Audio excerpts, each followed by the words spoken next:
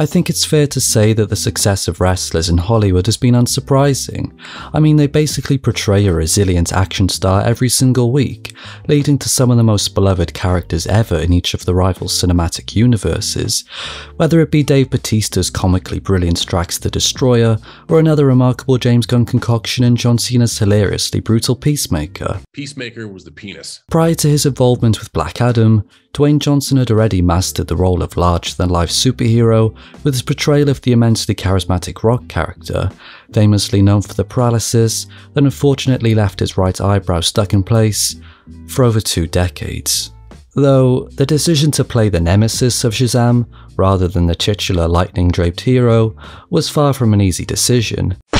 It was so hard, in fact, that he decided he would need assistance in making that choice, and left that all-important decision up to the fans. Shazam! But let's back up a bit. An absolute megastar in the wrestling world, Johnson thought the transition from People's Champion to holding the title for highest paid movie star on the planet would have been a rather logical career move, and in a sense it was, though it was far from smooth. The Rock's meteoric rise through the wrestling industry, after a rather shaky start considering his family's revered heritage in the business, would land him as the guest host of SNL in 2000. The brash, insult-laden performance was nothing new for wrestling fans, but it was a chance to formally introduce himself on what was truly the grandest stage of them all, at least to those who weren't familiar with wrestling.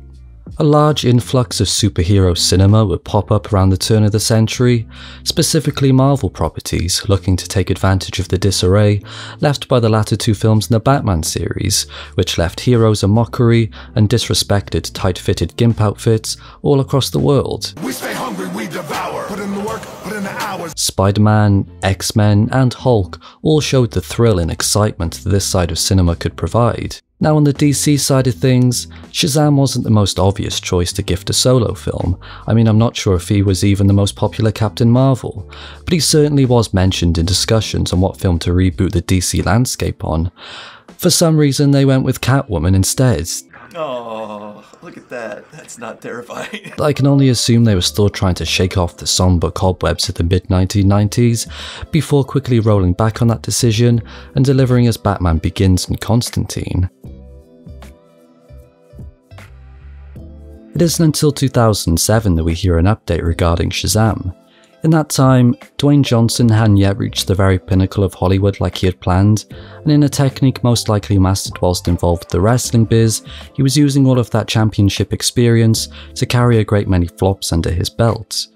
Though this didn't stop DC execs from approaching Johnson concerning the title role in a Shazam movie, which is something that makes all the sense in the world in spite of his track record. If we were basing things on appearance, The Rock could play any superhero he felt like, but despite them eager for Johnson to play a good guy, he was surprisingly more interested in the antagonist.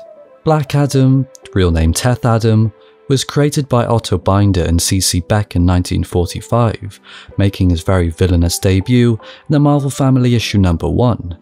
Over the years, he would go through various incarnations, who acquires his powers through extraordinary courage and nobility bestowed upon him by the great wizard Shazam. Clearly enticed by the thought of challenging typecast, something I heard he's still very much interested in, Johnson put that question to the fans, a move I think film companies should encourage more often. According to MTV, they received thousands upon thousands of emails, since it was them who passed on the message, with the response being overwhelmingly in favour of Black Adam. This delighted Johnson, who very much agreed, saying, "Now the goal is just to make a kick-ass movie. I'm meeting with the director Peter Siegel tonight, and we're going to talk about it." Immediately following this sudden burst of good news, it looked as though things were heading in the right direction, with The Rock seemingly in the process of cooking up the perfect anti-hero. But over the next couple of years, production would move incredibly slow, a lot slower than anyone might have expected, with The Rock finally achieving his goal of ruling over Hollywood. He went on to assure fans in 2018 that the script was finished and production might officially begin at the end of the year, hopefully with a release date that would coincide with the new Shazam movie.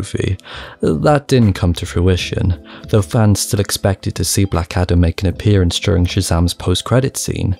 If that's the case, then they're still unfortunately waiting 4 years on, since Dwayne Johnson had apparently taken a lesson from an old rival and was nowhere to be seen.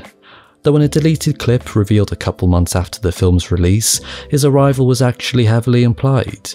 By the time we reach July 2019, we finally know who will be at the helm of the Black Adam movie, Jungle Cruise director Jean Collet-Serra, who had worked alongside Johnson on that very same project. The pandemic would shake things up indefinitely, though the added pressure of a rampant plague would do anything but stand in the way of new cast members, who were being announced almost weekly.